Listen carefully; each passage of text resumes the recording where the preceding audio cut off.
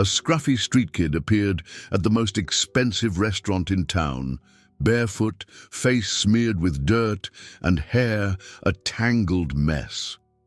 While the wealthy patrons looked down their noses at her, she ran straight to the table of the most powerful millionaire in the country and shouted, "You're gonna die if you stay here." What happened next would forever change both of their lives. A story of courage, redemption, and a bond that even time couldn't break. Subscribe to the channel for heartwarming stories every day. The crystal of the wine glasses tinkled softly as hushed conversations filled the air at the Grandview, the most exclusive restaurant in the city. Baccarat crystal chandeliers cast golden light onto tables draped in Italian linen, where French porcelain plates awaited delicacies prepared by world-renowned chefs. The air, scented with imported fragrances, contrasted with the subtle aroma of black truffle wafting from the kitchen. At the main table, strategically positioned in the center of the room, a man in his late 50s observed everything with empty eyes. His $10,000 Armani suit was impeccable, as was his Italian silk tie and the Patek Philippe watch adorning his wrist. His silver hair, slicked back with imported gel, framed a face that could be considered handsome were it not for the perpetually cold expression he wore. Three men in equally expensive suits leaned slightly in his direction, trying to capture his attention with reports on corporate mergers and multi-million-dollar acquisitions. Their voices sounded distant, like an irritating hum he had learned to filter out over the years. The millionaire raised his glass of Chateau Margaux 1982, observing the ruby liquid through the crystal, but not even the $3,000 a bottle taste could fill the emptiness he felt. "Sir, regarding the proposal from the German construction firm," one of the advisors murmured, nervously adjusting his glasses. "Reject it," he replied without looking, his voice as sharp as a blade. "Any company that can't present convincing numbers at the first meeting doesn't deserve a second chance." The men nodded quickly, making notes on state-of-the-art tablets. Around them, other restaurant patrons cast respectful and envious glances. He was known not only for his astronomical fortune, but also for his ruthless reputation in business. They said he could sniff out weakness a mile away and that he never showed mercy to less fortunate competitors. Meanwhile, across town, a small, slender figure crawled through the dark alleys of the run-down downtown area. The girl, who appeared to be about 8 years old, wore clothes that were once colorful, but were now just stained and torn rags that barely covered her thin body. Her bare feet stepped carefully among shards of glass and puddles of dirty water, while her large, clever eyes searched every trash can for something to eat. Her stomach had been growling for hours, ever since she found only half a stale loaf of bread that morning. Her brown hair, tangled and dirty, fell over a face that could have been angelic if it weren't for the marks of hunger and abandonment. Even so, there was something special in her eyes, a glimmer of intelligence and determination that even life on the streets hadn't completely extinguished. "Maybe there's something there," she murmured softly, approaching a green dumpster next to a closed cafe. Her small, dirty hands rummaged through crumpled papers and empty packaging until she found the remains of a sandwich that someone had discarded. She didn't care that it was slightly moldy on one of the edges. She carefully removed the spoiled part and devoured the rest as if it were a banquet. As she ate, she watched the street traffic. Luxury cars sped by, their occupants protected by tinted windows, oblivious to the reality she lived daily. Sometimes she wondered what it would be like to live inside those cars, wear clean clothes, sleep in a soft bed. But she had learned not to nurture impossible dreams. They only made reality more painful. Back at the restaurant, the millionaire finally dismissed his advisors with an impatient wave. The familiar loneliness enveloped him like a heavy cloak. Around him, couples conversed animatedly, families celebrated special occasions, groups of friends laughed too loudly. He, however, remained isolated on his island of luxury and bitterness. The waiter approached discreetly, replenishing his glass with the expensive wine. "Anything else, sir?" "Leave me alone," he replied without looking. The young man quickly retreated, accustomed to the difficult temperament of the wealthiest client in the house. The millionaire returned to observing the activity around him, feeling the familiar weight of melancholy. There was a time when he frequented places like that accompanied, when his life had color and meaning. But that was an eternity ago, in a time he preferred not to remember. He checked his watch. It was 15 minutes before his scheduled meeting with the director of the Swiss bank. Another negotiation, another acquisition, a few more million added to an account he could know. Longer count. Money had lost its meaning a long time ago, becoming just a way to keep the gears of life running on automatic. Meanwhile, in the dark streets, the girl finished her makeshift meal and prepared for another night of searching for shelter. She had no idea that in a few hours their destinies would cross in an extraordinary way, forever changing the trajectory of both. Night fell heavily on the city as the girl decided to explore an area she usually avoided, the abandoned industrial district, where empty warehouses lined up like concrete skeletons against the dark sky. The biting cold of dawn made her shiver, and her protruding ribs stood out even more under her torn blouse. She needed to find a warm place to spend the night, away from the icy winds that swept through the main streets. Walking cautiously between the decaying buildings, she noticed a faint light emanating from a warehouse that seemed less destroyed than the others. She approached on tiptoe, curious and hopeful of finding some shelter, when male voices made her freeze behind a pile of rubble. "You sure he'll be there tomorrow night?" The voice was rough, laden with a tension that made the hairs on her arms stand on end.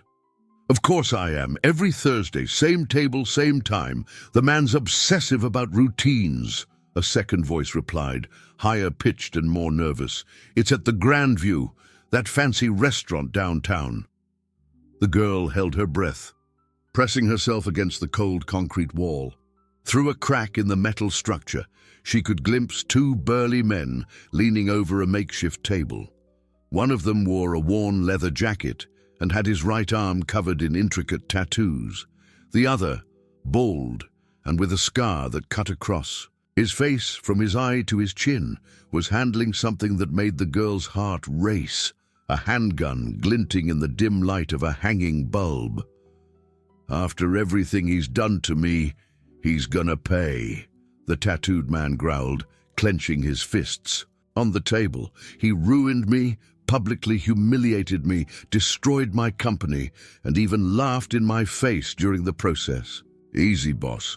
We've gone over the plan 1,000 times. The bomb will be planted under his table. When the time comes..." The bald man made a gesture with his hands, simulating an explosion. Boom! He won't even know what hit him. The girl's blood ran cold. She had seen enough violence on the streets to understand exactly what they were talking about. These men were planning to kill someone, and they would do it in a place full of innocent people. Her small hands trembled as she clung to the rough concrete, trying to process the magnitude of what she was hearing. "What about the symbol?" asked the bald man, pointing to a specific tattoo on his companion's arm. A black dragon intertwined with a sword, with intricate details that seemed to leap off the skin. The tattooed man smiled sinisterly, touching the design with dark pride. "It's my signature. When they find the wreckage, everyone will know it was me. I want that damn millionaire to know, in the last seconds of his life, exactly who's collecting the debt." The girl swallowed hard, memorizing every word, every detail she could capture. She didn't know the man they were talking about, but the idea of innocent people dying in an explosion made her feel a nausea that had nothing to do with the constant hunger she carried. "What time is it again?" asked the bald man, checking a watch on his wrist. 8:30 p.m. He always arrives promptly at 8:30 on Thursday, sits at the main table in the center of the dining room. The tattooed man got up. walking to a broken window. Tomorrow that arrogant jerk will find out that there is justice in this world. The girl knew she needed to get out of there immediately, but her feet seemed glued to the ground. Fear paralyzed her, but at the same time, an inner voice screamed that she couldn't simply ignore what she had heard. People would die if she didn't do anything. With extreme care, she began to move away from the warehouse, each step calculated. Not to make a sound. A loose stone under her foot made a dry noise that echoed in the silent night. She froze, her heart beating so hard that she was sure the men could hear it. What was that? The bald man's voice sounded alert. Must have been a cat. This place is full of them. The girl took advantage of their lowered guard and ran, her bare feet flying over the cracked asphalt. She ran until her lungs burned, until her legs trembled with exhaustion, until she was sure she was far enough away to stop and think. Gasping for air, she leaned against a lamppost, trying to organize her thoughts. Thursday night. The grand view. 8:30, a millionaire who would be killed by a man with a dragon and sword tattoo. And she, a street kid that no one would take seriously, was the only person in the world who knew about the plan. The clock from the distant church struck midnight. Thursday had begun. There were less than 20 hours left to prevent a tragedy, and she didn't even know where to start. Dawn arrived gray and cold, finding the girl huddled in a gap between two commercial buildings, where she had managed a few hours of restless sleep. Her dreams were populated by explosions, screams, and the persistent image of the tattooed dragon that seemed to leap off the man's skin to chase her through the dark streets. She woke up with a sore body and a turbulent mind, the weight of the information she carried pressing on her small shoulders like a mountain. Throughout the morning, she tried to convince herself that she could simply ignore what she had heard. After all, what difference did it make to her life if a millionaire died? Rich people lived in a world completely different from hers, a world where they never had to look for food in the trash or sleep in the open. Why should she risk her own safety for someone who probably wouldn't even notice her existence? But every time she tried to push those thoughts away, the image of the other. People in the restaurant came back to her mind. Waiters, other patrons, employees, innocent people who could die simply for being in the wrong place at the wrong time. And that she couldn't ignore. At 10 in the morning, she stood in front of the nearest police station, watching officers enter and exit in their impeccable uniforms. 3 times she approached the glass door, and 3 times she backed away. She knew exactly what would happen. They would look at her dirty clothes, her tangled hair, her bare feet, and treat her like just another street kid making up stories to get attention. "Excuse me, officer." She tried to approach a policeman, smoking outside the building. The man looked her up and down, wrinkling his nose with disdain. "Get out of here, kid. This isn't a place for beggars. But I need to warn you about something important. Shoo!" He made an impatient gesture with his hand. "I don't have time for games. Get out of here before I call social services." The girl walked away, feeling her cheeks burn with humiliation and anger. It was always like this. Adults who judged by appearances, who couldn't see beyond the dirt and rags. But the urgency of the situation didn't allow her to give in to discouragement. She spent the rest of the morning trying different approaches. She tried to call the police from a public payphone, but they hung up when they heard her childish voice. She tried to approach well-dressed people on the street, but they all avoided her as if she were contagious. Frustration grew with each rejection as the clock ticked relentlessly toward nightfall. It was then, walking down the main avenue, that she saw an elegant gold sign, the Grand View, Haute Cuisine.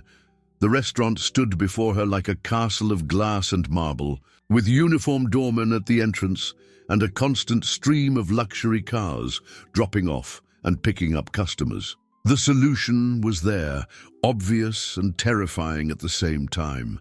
If no one would believe her words conveyed through third parties, she would have to deliver the message personally. She would have to enter that impossible place and find the man. The assassins were planning to kill. She spent the next few hours watching the restaurant from afar, studying the staff's movement patterns, the busiest times, the possible entry routes. She noticed that there was a side entrance through which employees carried supplies, and that between 6 and 7 in the evening, the traffic decreased slightly.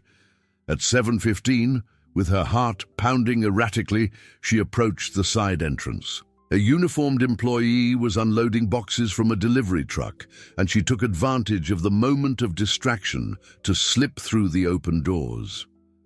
The interior of the restaurant left her momentarily breathless.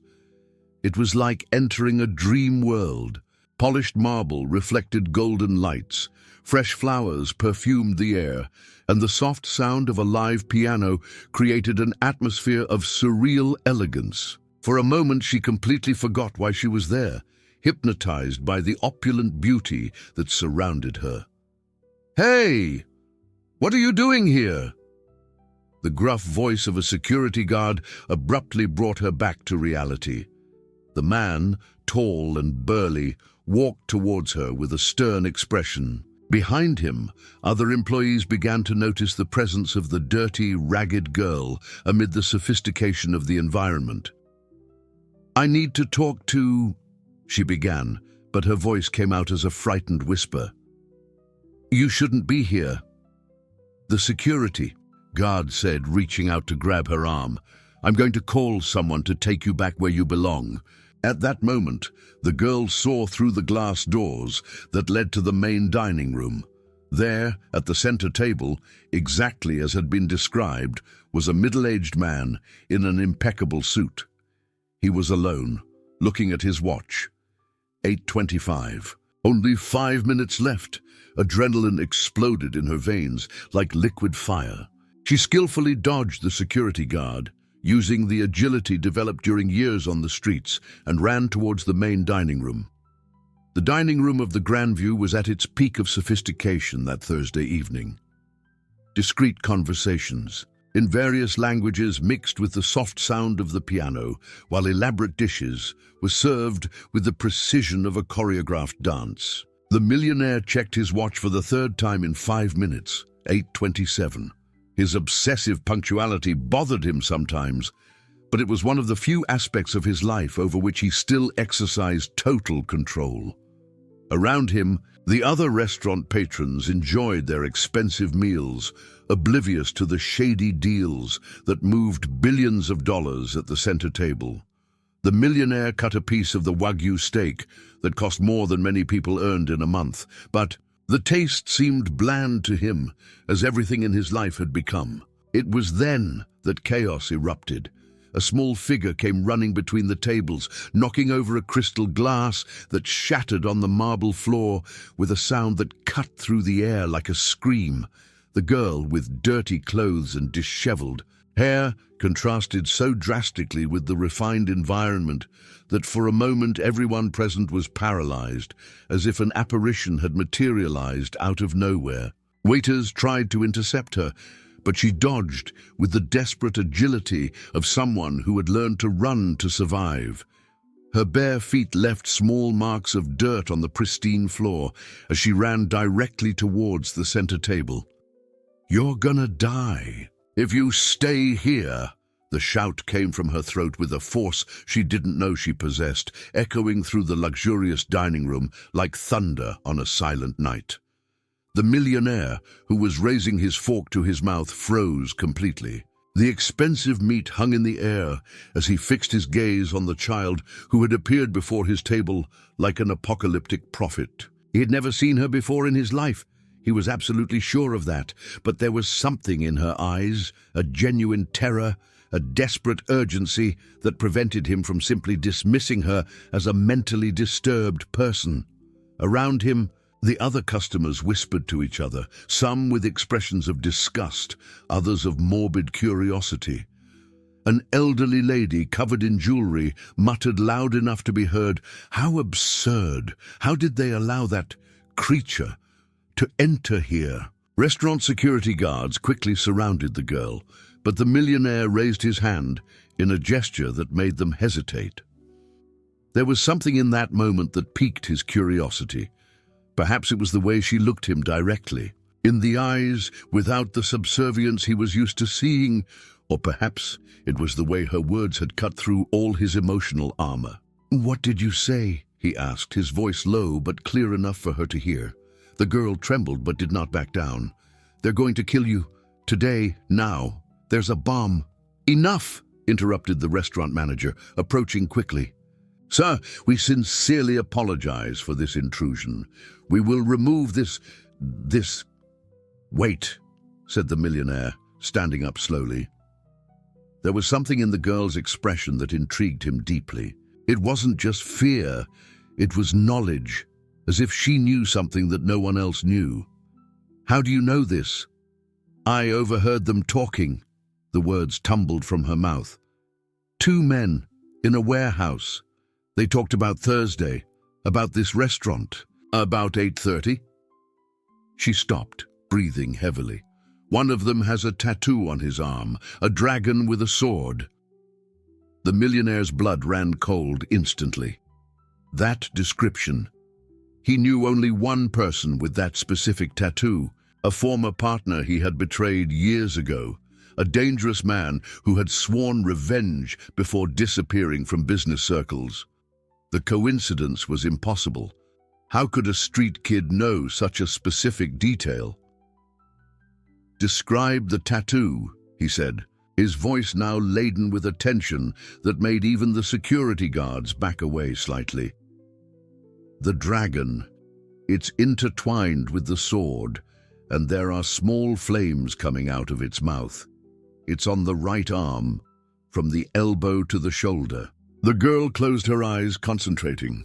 "And there's a small scar crossing part of the tattoo, as if someone had cut him with a knife."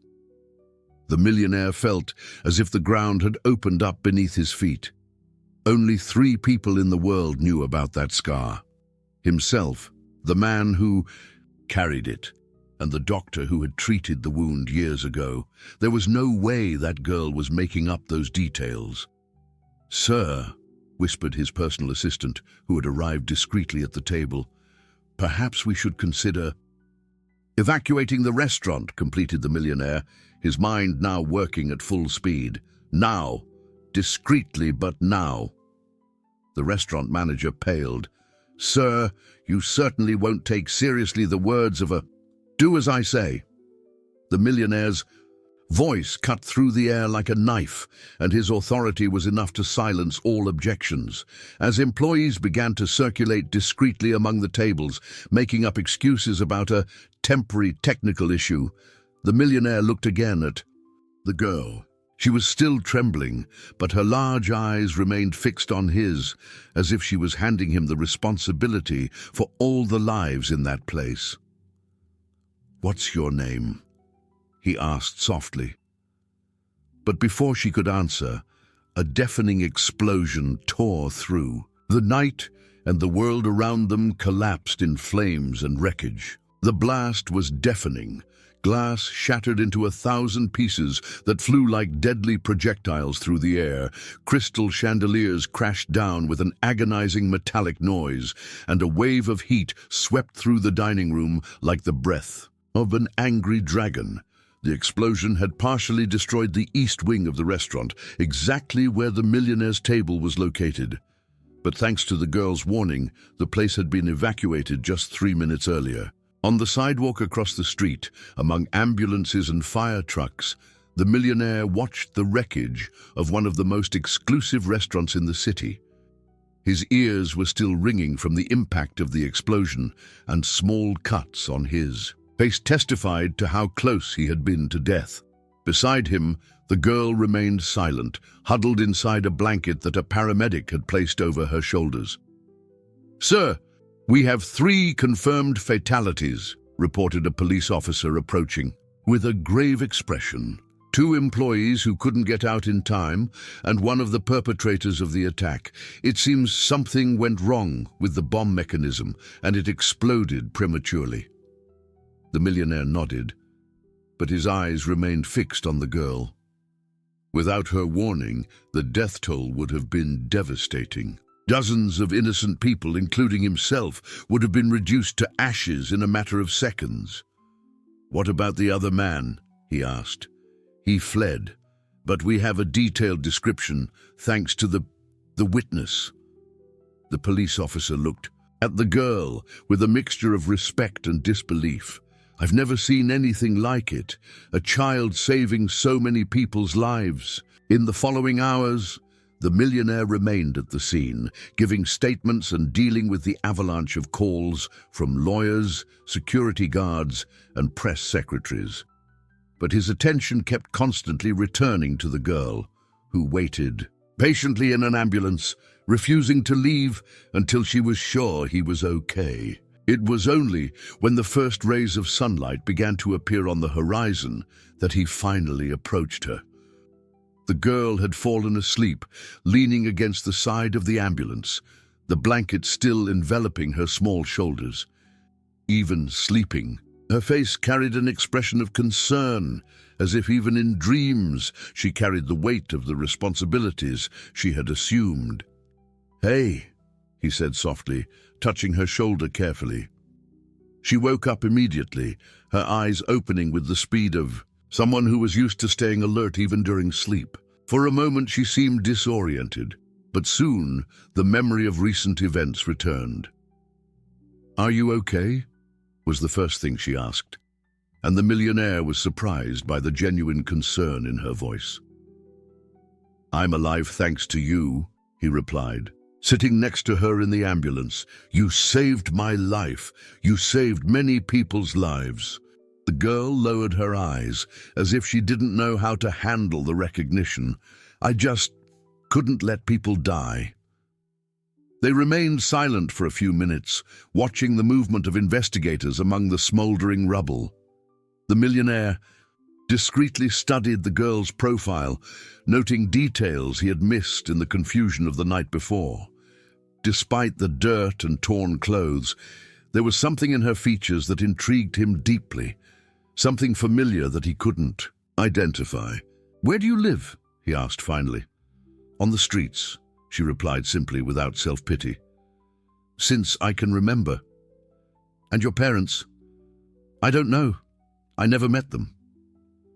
The millionaire felt a strange pang in his chest. There was something in her voice, in the way she pronounced those words without bitterness, only with melancholic acceptance, that awakened in him an emotion he hadn't felt in a long time. "What's your name?" he asked again, remembering that his question had been interrupted by the explosion the night before. The girl hesitated for a moment, then replied, "People on the streets call me a lot of things, but I don't have a real name." That answer hit him like a punch in the gut. A child without a name, without a family, without a home, who had risked everything to save the life of a stranger. And not just any stranger, a rich and powerful man who lived isolated in his world of luxury and indifference. "Are you hungry?" he asked, noticing how she tried to disguise the rumbling of her stomach. She nodded timidly, and he signaled to one of his assistants, who had arrived at the scene. In a few minutes, sandwiches and hot drinks were brought. The millionaire watched, fascinated as she ate, with care and gratitude, savoring each bite as if it were the most precious banquet in the world. There was no rush or gluttony, just a silent appreciation that revealed years of scarcity. "You don't have to worry about me," she said between bites, noticing how he was watching her. "I know how to take care of myself." "I'm sure you do," he replied, but something in his chest contracted painfully. "But no one should have to do that alone, especially not someone your age." The girl looked at him with curiosity, as if trying to decipher some mystery in his expression. "Why do you care? I'm just another street kid." The question caught him off guard. Why did he care? For years he had built walls around his heart, keeping his distance from any emotional connection that could bring pain or vulnerability. But there was something about that girl. Her courage, her instinctive selflessness, or perhaps the way she had risked everything for a stranger, that was beginning to tear down his carefully constructed defenses. Around noon, after all the statements had been collected and the first police reports finalized, the millionaire made a decision that surprised him.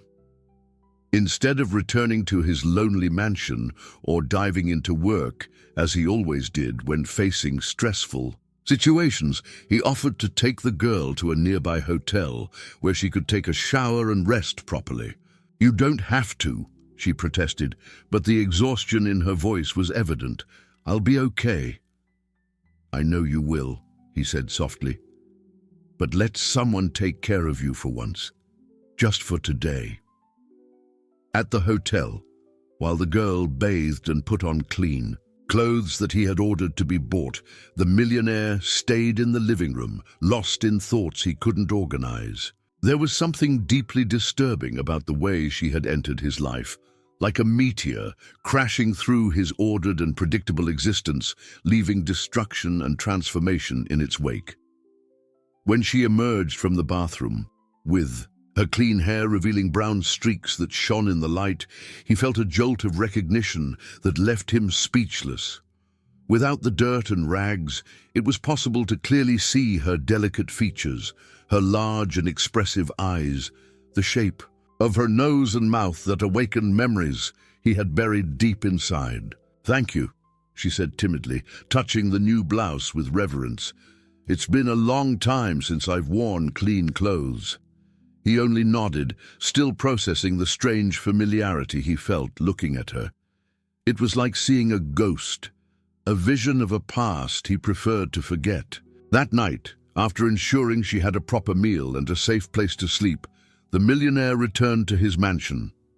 But sleep didn't come. Instead, he walked through the empty hallways, stopping before a door he had kept locked for years. The room that had once belonged to his daughter. With trembling hands, he turned the key in the lock and entered the space preserved like a sanctuary.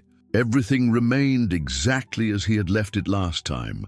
The toys organized, the small clothes in the wardrobe, the framed photos on the study table.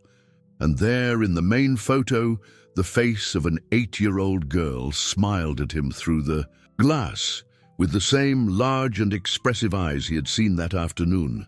The resemblance was impossible to ignore, but also impossible to explain. His daughter had been kidnapped 5 years ago, and despite all the resources he had employed in the search, they had never found even a trace of what had happened to her. The kidnappers never made contact, never asked for ransom.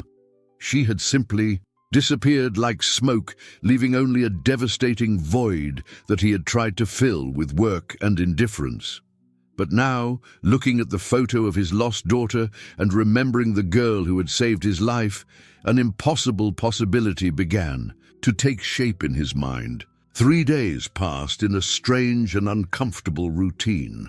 The millionaire had installed the girl in a suite at the best hotel in the city, providing clothes, food, and everything she might need. He visited her twice a day, ostensibly to check on her well-being, but in reality driven by a compulsion he couldn't explain or control. With each visit, he discreetly studied her features, looking for confirmation or denial of his growing suspicions. The way she wrinkled her nose when concentrated, the particular way she bit her lower lip when nervous, small gestures and expressions that were painfully familiar. But whenever he was about to ask the question that burned in his throat, he backed down, fearing both confirmation and denial. The girl, in turn, seemed uncomfortable with the excessive luxury around her. She slept on top of the covers instead of snuggling between the soft sheets, ate only small portions despite the abundance of food available, and spent hours looking out the window at the streets below, as if she missed the freedom she had traded for temporary security. "You don't need to keep taking care of me," she said during one of his visits. "I've already caused too much trouble." "What trouble?" he asked, genuinely confused. "I saw it in the newspapers. The reporters are talking about you helping a street kid.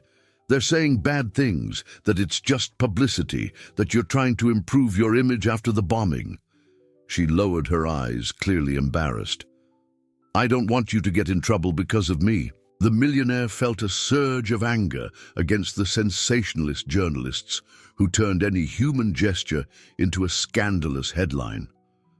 But he also felt something deeper, a fierce protective instinct that surprised him with its intensity. "I don't care what they say," he replied, and realized he was speaking the absolute truth. "Public opinion has never been a priority for me." That night, after leaving the hotel, he made a decision he knew was risky but necessary. He called the best private investigator in the city, a discreet and efficient man he had used on several occasions to resolve delicate problems. "I need you to investigate someone's past," he said as soon as the investigator answered. "A girl, approximately 8 years old, no documents, living on the streets. I want to know everything. Where she came from, how she got there, any clue about her origin." "It could be complicated, sir. Street kids rarely leave documented traces." "Find a way," interrupted the millionaire, his voice laden with an urgency he rarely demonstrated. "And I want the results as quickly as possible." While awaiting the investigator's report, he went through 3 days of increasing anxiety. He couldn't concentrate on work, cancelled important meetings, and found himself checking his phone obsessively, waiting for news that could change his life forever.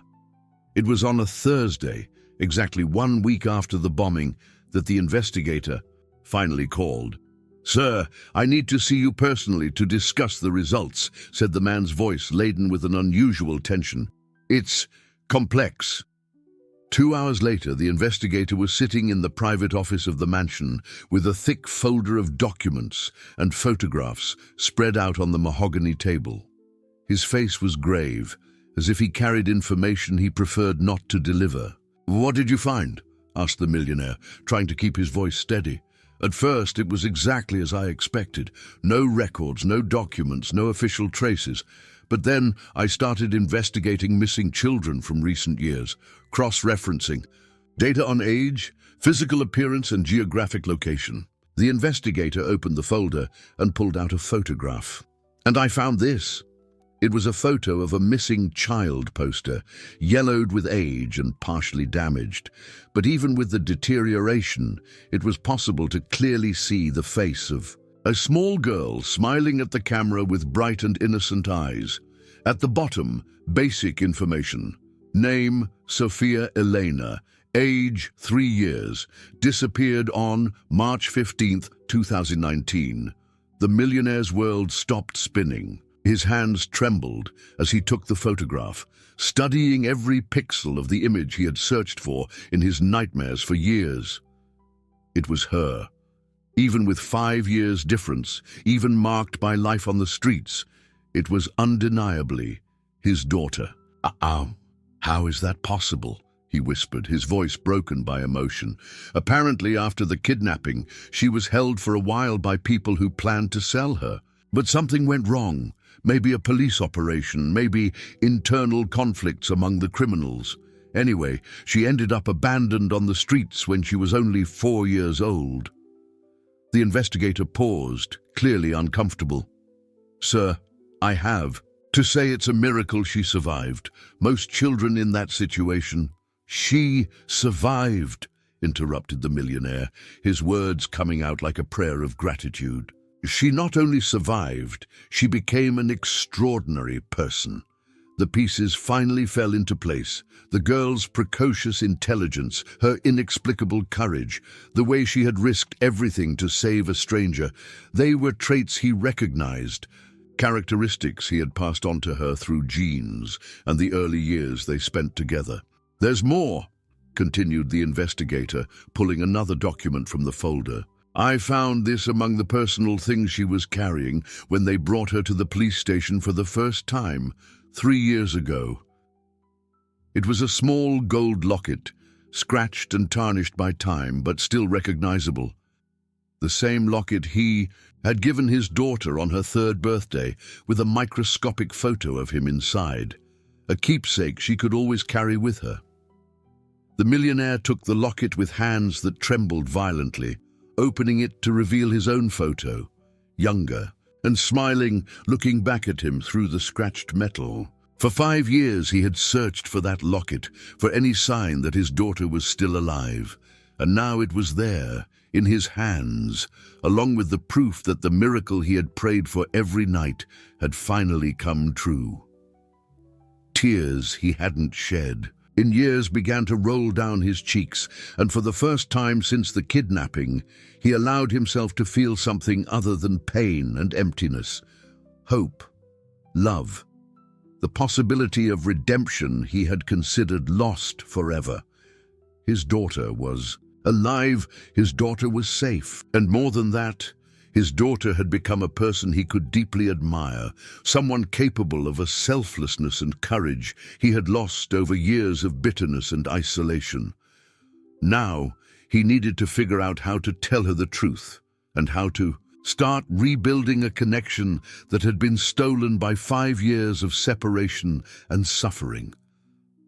The millionaire spent the entire night walking through the gardens of his mansion, the locket clutched in his hand like a precious talisman.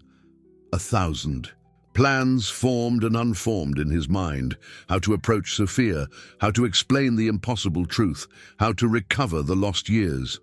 When the sun rose, he was sure of only one thing. He needed to be completely honest with her, no matter the consequences.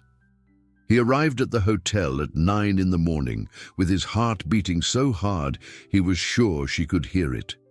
He found her on the small terrace of the suite, watching the movement of the city below, wearing one of the simple dresses he had ordered to be bought for her. With proper clothes and well-groomed hair, the resemblance to the 3-year-old child he had lost was impossible to deny. "Sophia," he said softly, and she turned around surprised. It was the first time he had called her by a name. "How do you know?" she began, but the words died in her throat when she saw the expression on his face. He approached slowly, as if he were approaching a scared animal that could run away at any moment. With trembling hands, he held out the tarnished locket. "This is yours," he said, his voice choked with emotion. Sophia's eyes widened when she recognized the small piece of jewelry. Instinctively, her hand flew to her neck, where she had carried the locket for years until losing it during a particularly difficult night on the streets. Where did you find this?" she asked, taking the locket with reverence. "An investigator found it in the police archives." "Sophia," he took a deep breath, preparing to change their lives forever. "My name is Ricardo Elena, and you're my daughter." The silence that followed was absolute. Sophia stared at him, then at the locket, trying to process information that defied everything she had believed about her own existence. "That can't be true," she whispered finally. I never had parents. I've always been alone." "You were 3 years old when you were kidnapped from our home," he explained, each word being torn painfully from his chest. "I looked for you for 5 years. I hired the best investigators, offered huge rewards, followed every false lead and every rumor. I never stopped looking." Sophia opened the locket with trembling fingers, revealing the faded photo of the man standing before her. Even through the years and the changes that suffering had brought to his face, it was undeniably the same person. "I remember," she said slowly, her voice almost inaudible. "I remember a big man picking me up, a big house, a woman who sang to me." Tears began to roll down her cheeks. But then, only darkness, bad people, fear. Ricardo knelt before her, taking her small hands between his own. "I'm so sorry, my daughter." I'm so sorry I couldn't protect you, for all the years we lost, for everything you had to endure alone. For a moment it seemed like everything would be okay. Sophia looked at him with a mixture of recognition and growing hope, as if she were waking up from a long nightmare to discover that there was a family waiting for her. But then the door to the suite burst open violently. "What a touching scene," said a sarcastic and familiar voice. The man who entered was elegantly dressed, with grey hair slicked back and a smile that didn't reach his eyes. Mr. Augustus Morales, the most expensive and ruthless lawyer in the city, specializing in destroying reputations and manipulating public opinion. Behind him, two burly men who clearly weren't lawyers. "Augustus," said Ricardo, standing up slowly and instinctively, placing himself between the lawyer and Sophia. "What do you want here?" "No, just checking on the well-being of my most valuable client," replied Morales, walking through the suite as if it were his own. "You know, Ricardo, when I learned of your obsession with a street kid, I became genuinely concerned about your mental health. Get out of here now." "I'm afraid I can't do that." Morales withdrew a leather folder from his executive briefcase. "You see, I have here a temporary court order based on legitimate concerns about your psychological stability. Apparently, you're suffering from paranoid delusions, believing that a random child is your dead daughter." Ricardo's blood ran cold. "And what are you talking about? Sophia isn't dead.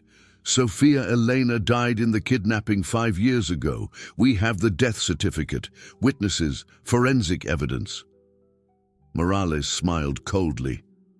"This girl is just an opportunist that you're using to fill a pathological void in your life." "That's a lie," exploded Ricardo. But even as he spoke, seeds of doubt began to germinate in his mind. What if he was wrong? What if his desperate need to find his daughter had made him see connections that didn't exist? "It's a lie, Dad," Sophia said softly, and the word "Dad" coming from her lips was like a dagger to Morales's heart. "Silence," snarled the lawyer. "Girl, you're coming with us now. You'll be placed in a suitable institution, far away from this disturbed man who is using you for his own sick purposes." "No!" Ricardo stepped forward, but the two burly men positioned themselves between him and Sophia. "The order is clear," said Morales, nodding to his henchman. "The girl remains in state custody until the situation is resolved. And you, Ricardo, will undergo a complete psychiatric evaluation before you're allowed anywhere near her again." Sophia clung to Ricardo's arm, terror evident in her eyes. "Don't let me go with them, Dad. Please." "I won't," he promised. But even as he spoke, he knew he was lying. Morales' men were bigger, stronger, and they had the law seemingly on their side. "Take her," ordered Morales. What followed was a brief and desperate struggle. Ricardo tried to protect Sophia, but he was quickly overpowered by the henchman while she screamed his name. Within minutes, she had been dragged out of the suite, leaving only the echo of her cries in the perfumed air of the luxury hotel. Ricardo stood alone in the middle of the ransacked suite, bleeding from a cut on his forehead and with his heart broken once more. He had found his daughter only to lose her again, and this time he knew exactly who was responsible. Morales remained in the doorway, calmly organizing his documents. "You know, Ricardo, I've always admired your determination in business. But this is pathetic. I suggest you accept reality and seek professional help." "Why?" asked Ricardo, his voice hoarse with despair. "Why are you doing this?" "Because you have many enemies, my dear friend, and some of them are willing to pay very well to see you destroyed." Morales' smile became even more cruel. "Consider this a lesson about the consequences of your ruthless business practices." And with that, the lawyer left, leaving Ricardo alone with the devastating certainty that he had lost his daughter for the second time, and this time, perhaps forever. The next 5 days were the darkest Ricardo had experienced since Sophia's original kidnapping. Confined to his mansion by a temporary court order under constant psychiatric observation, he felt like a caged animal.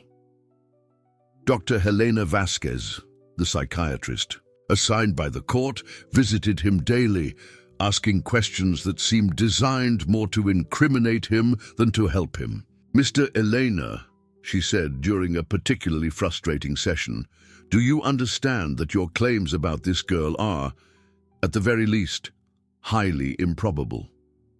"I have evidence," insisted Ricardo for the 100th time.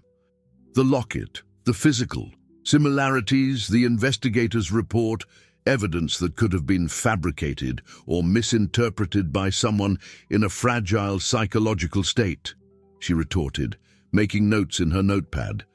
"The human mind is capable of creating connections where they don't exist, especially when there is unresolved trauma."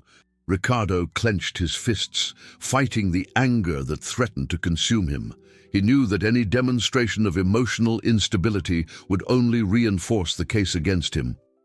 But with each hour that passed without news of Sophia, he felt his sanity genuinely begin to fragment.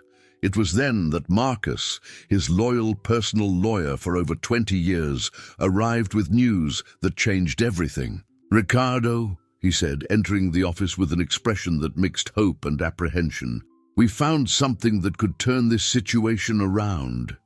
Marcus opened his briefcase and pulled out a series of documents and photographs. "I hired an independent team of forensic investigators. They gained access to the original kidnapping files and found significant discrepancies in Sophia's supposed death certificate." Ricardo leaned forward, his heart racing. What kind of discrepancies? To begin with, the body, supposedly identified as Sophia, had physical characteristics that didn't match her medical records. Incorrect height, different blood type, even the eye color was wrong. Marcus pointed to a forensic photo. "More importantly, we discovered that Mr. Morales had financial connections with some of the people involved in the original case." "Financial connections?" "He received substantial payments from a shell company controlled by your former partner, that same one with the dragon tattoo who tried to kill you." Marcus smiled for the first time in days. "It seems this conspiracy is much deeper than we imagined." The pieces began to fit together in Ricardo's mind. Morales wasn't just representing business enemies. He had been part of the conspiracy from the beginning, possibly even involved in the original kidnapping. Sophia's death had been fabricated to prevent him from continuing to look for her. "And there's more," continued Marcus. "We managed to locate where they're keeping Sophia, a private orphanage in the suburbs, run by associates of Morales. Officially, she's there for protection, but our contacts indicate that the conditions are inadequate." Ricardo stood up abruptly, a steely determination replacing the despair of the last few days. "I need to get her out of there." "Wait," said Marcus, raising a warning hand. "If you violate the court order, we lose any chance of resolving this legally. You need to be patient while I present this evidence to the court. Meanwhile, my daughter is suffering at the hands of these people. And if you're arrested for contempt of court, she'll suffer even longer." Marcus placed a hand on his friend's shoulder. "Trust me, Ricardo, we have a solid case now. Just give me 48 hours. While Marcus worked on the legal aspects, Ricardo took his own measures.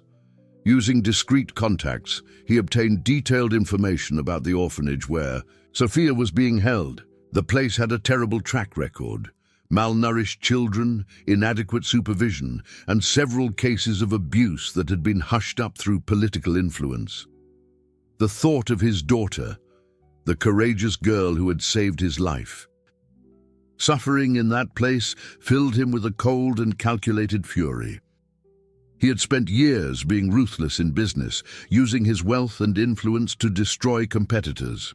Now, for the first time, he would direct all that force not for personal, gain, but to protect someone he loved. On the night before the court hearing that would decide Sophia's future, Ricardo was in his office when he received an unexpected call. "Dad?" The small, frightened voice on the phone made his heart stop. "Sophia, how did you manage to call?" "One of the employees here let me use the phone. She's nice, not like the others." Sophia spoke quickly, as if she feared the call would be interrupted. "Dad, they're saying horrible things about you, that you're crazy, that I'm not really your daughter." "None of that is true, sweetheart. You are my daughter, you always have been, and I'm going to get you out of there very soon." "I know I am," she said with a certainty that surprised him. "I've been remembering more things. I remember my mom singing, my pink room, you teaching me to ride my bike in the backyard." Tears rolled down Ricardo's face. "You remember all that?" "Not everything, but I remember more each day. And Dad, I need to tell you something important. I overheard two men talking today. They didn't know I was listening, but they're planning to take me far away from here, to a place where you'll never find me." Ricardo's blood froze. "When?" "Tomorrow morning before the hearing. They said it's to make sure you never see me again." The call was cut off abruptly, leaving Ricardo alone with the terrifying certainty that he was about to lose Sophia for the third time. But now there was a crucial difference.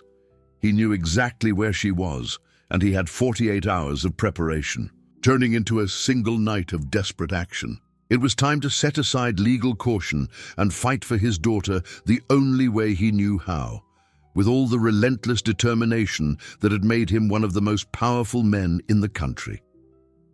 The early morning was freezing when Ricardo parked his car 3 blocks from the orphanage, accompanied by a private security team he had hired in the last few hours. They weren't criminals. They were former police officers and former military personnel with impeccable reputations, but willing to operate on the edges of the law when the cause was just. "Remember," he said in a low voice as they reviewed, "the plan for the last time. Our only priority is to get Sophia out of there safely. No unnecessary violence, but don't hesitate if there's resistance." The leader of the team, a former army captain named Santos, nodded gravely. "Understood, sir. My men know the difference between using appropriate force and cruelty." Through prior reconnaissance, they had identified that Sophia was being held on the 3rd floor of the building, in a room with only 2 other children. The security system was more suitable for keeping children in than intruders out, a flaw they planned to exploit. At 4 in the morning, when the night supervision was at its weakest point, the team moved. Santos and 2 men discreetly disabled the alarm system, while Ricardo and the others entered through the window of a bathroom on the 1st floor that they had identified as an access point. The interior of the orphanage was even worse than Ricardo had imagined. Dimly lit hallways smelled of mildew and neglect. Peeling walls had moisture stains, and the biting cold suggested that the heating barely worked. The thought of Sophia in that environment filled him with a controlled anger that fueled his determination. Silently climbing the creaking stairs, they managed to reach the 3rd floor without being detected. Sophia's room was at the end of the hall, marked only by a faded number on the cheap wooden door. Ricardo turned the doorknob carefully. It wasn't locked. Inside, 3 small beds lined up against the wall, occupied by sleeping figures. His breath caught when he recognized Sophia in the middle bed, huddled under a thin blanket that clearly offered inadequate protection against the cold. He approached slowly, touching her shoulder with infinite gentleness. "Sophia," he whispered. She woke up immediately, her eyes opening with the alertness of someone who had learned that deep sleep could be dangerous. For a second she seemed confused, but then a smile of pure relief lit up her face. "Dad," she whispered, jumping out of bed and throwing herself into his arms. The hug they shared was charged with 5 years of longing, fear, and repressed love. Ricardo felt as if his heart, which had been frozen for so long, was finally beginning to beat again. "Let's get out of here," he said softly, helping her put on the coat he had brought. But when they turned to leave the room, they found the door blocked by two burly men, the same henchmen who had worked for Morales days before. "Where do you think you're going?" asked one of them, his voice laden with threat. "Home," replied Ricardo, placing himself protectively in front of Sophia. "And you're going to get out of our way." "I'm afraid we can't allow that." The second man smiled sinisterly. "We have specific orders to ensure that the girl doesn't leave here." It was then that Santos and his team appeared behind the henchmen, their silent but intimidating presences filling the narrow hallway. "Gentlemen," said Santos politely, "I suggest you step away from the door. We don't want any unnecessary trouble." What followed was a brief but intense struggle. Morales' men tried to resist, but they were quickly overpowered by Santos's professional team. Within minutes, the path was clear. "Dad, look," said Sophia, pulling him towards one of the other beds. "She's very sick." A girl, even younger maybe, 5 years old, was clearly running a high fever, shivering under inadequate blankets. Ricardo felt a pang of conscience. He couldn't simply leave other children behind. "Santos," he said quickly, "can we evacuate all the children from this floor?"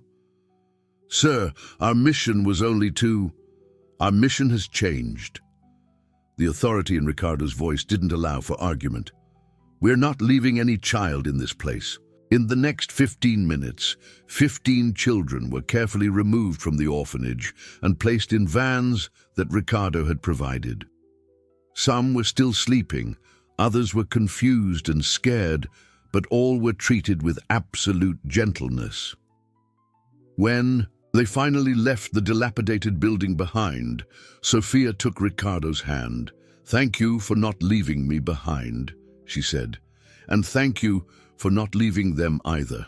"I'm never going to leave you behind again," he promised, and for the first time in years, he made a promise he knew he could keep. 2 hours later, at Ricardo's mansion, the rescued children were being attended to by doctors and social workers he had contacted. The feverish girl was receiving proper medical care, and all of them were being fed and warmed adequately for the first time in a long time. It was then that Marcus arrived with news that would finally resolve everything. "Ricardo," he said, entering the office with a triumphant expression, "we did it. Morales was arrested an hour ago, along with his associates. The evidence of document forgery, kidnapping, and conspiracy is irrefutable." And Sophia. "All the fake documents have been nullified. The DNA test we performed definitively confirms that she is your daughter." Marcus smiled. "Legally, she should never have been taken from you." Ricardo closed his eyes, feeling an impossible weight finally being lifted from his shoulders. "What about the other children?" "All will be placed in suitable homes or reunited with families when possible. What you did today saved more than just Sophia." That night, after all the children had been properly accommodated in appropriate facilities, Ricardo sat with Sophia in the library of his mansion, the same room where they used to read together when she was little. "Dad," she said, snuggling next to him on the leather couch, "can I ask you something?" "Anything, my daughter. Why did you change so much? I mean, you were different before. Colder, more distant, even with me at first." Ricardo was silent for a long moment, considering how to explain years of pain and transformation to an 8-year-old child. "When you disappeared," he said finally, "a part of me died too. I built walls around my heart so I wouldn't feel the pain, but those walls also prevented me from feeling love or compassion. It was only when you came back into my life, when I saw your courage and kindness, that I remembered who I used to be." "And who do you want to be now?" "I want to be the father you deserve, and I want to use everything I have money, influence, resources to help other children like you who are alone and need someone to care. Sophia smiled, squeezing his hand. That would make me very happy. 6 months later, the Sophia Elena Foundation was officially inaugurated at a ceremony that brought together authorities, business leaders, and, most importantly, dozens of children who had benefited from the institution's programs. The main building, built where the neglected orphanage once stood, was a modern and welcoming complex with classrooms, a library, a medical area, and dignified dormitories for vulnerable children. Ricardo, wearing a simpler suit than he used to wear, watched Sophia cut the inaugural ribbon alongside other children who had become part of his expanded family. The transformation in her was remarkable. She was still the same brave and determined girl, but now she radiated the confidence and security of someone who knew she was loved unconditionally. "Daddy," she said, using the word that had naturally returned to her vocabulary, "do you think Mom would be proud of what we're doing?" Ricardo looked at the portrait of his wife that had been placed discreetly at the entrance of the foundation. Elena had died of cancer 2 years before the kidnapping, but she had always dreamed of helping needy children. "I'm sure she would." "B," he replied, placing his hand on Sophia's shoulder. "In fact, I think you two would be plotting even more projects to expand our work." The ceremony continued with speeches of gratitude from families who had been reunited, reports on the educational programs that were taking children off the streets, and artistic presentations made by the foundation's own beneficiaries. But for Ricardo, the most meaningful moment came when Anna, the 5-year-old girl who'd been sick in the orphanage, took the stage. "I wanted to thank Mr. Ricardo and Sophia," she said in a clear voice despite her shyness, "for saving me when I was very sick and scared. Now I have a new family and I go to school every day and I'll never be hungry again." The audience applauded, but Ricardo could barely hear because of the lump in his throat. He looked around the auditorium filled with people whose lives had been touched by the foundation's work, and he realized that he had found something that money alone could never buy: true purpose. After the ceremony, as the crowds dispersed and the children played in the well-kept gardens of the foundation, Ricardo and Sophia walked together through the hallways that would soon be filled with young and hopeful voices. "You know what else makes me happy?" said Sophia, stopping before a classroom where colorful boards showed drawings made by the children. "What?" "That you smile now. For real, I mean.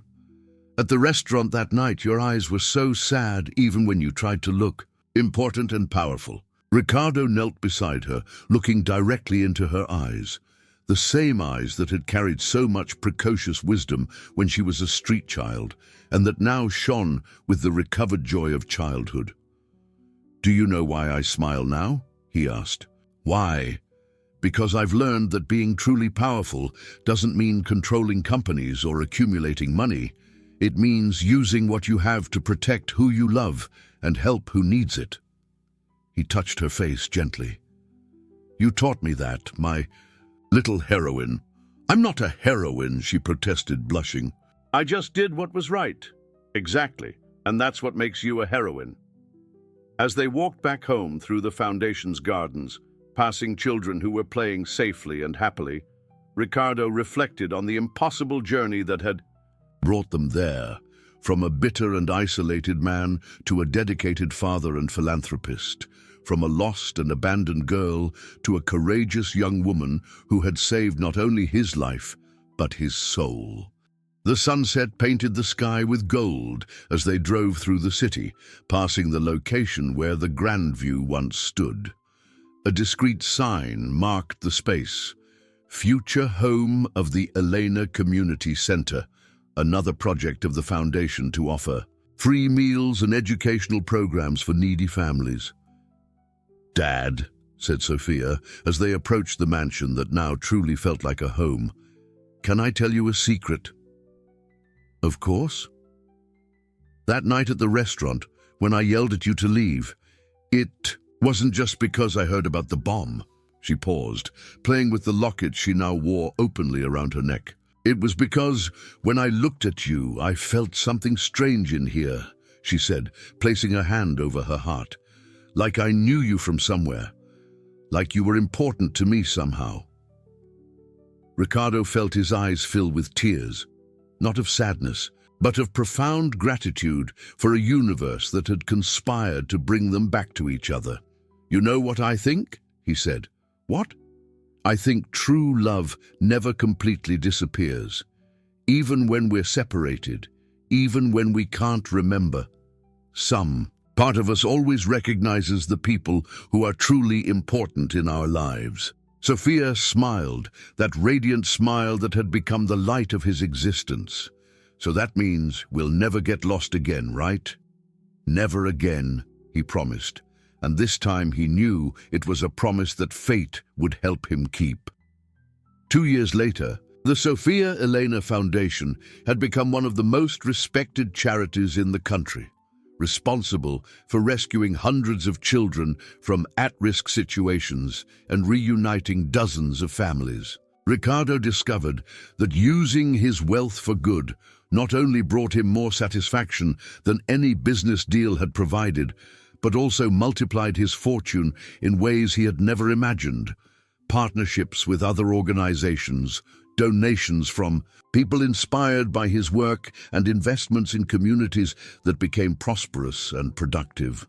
But the greatest wealth he possessed remained the courageous girl who had saved his life that night at the restaurant, and who continued every day to save him from the cold and aimless person he had become. Sophia was growing into an extraordinary young woman, maintaining her natural compassion, but now with the education and resources to make an even greater difference in the world.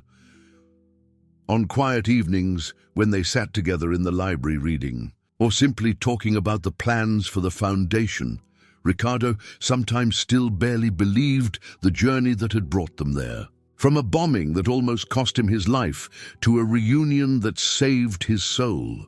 From a man who had lost everything that mattered to a father who had found a legacy that would last forever. And always, when Sophia laughed or demonstrated the instinctive kindness that defined her, he remembered the most important truth he had learned. Sometimes saving someone is actually allowing them to save you back. If this story touched you, subscribe to the channel and turn on notifications to receive new stories every day. What would you do in the Millionaire's place? Comment below and share this story with someone special.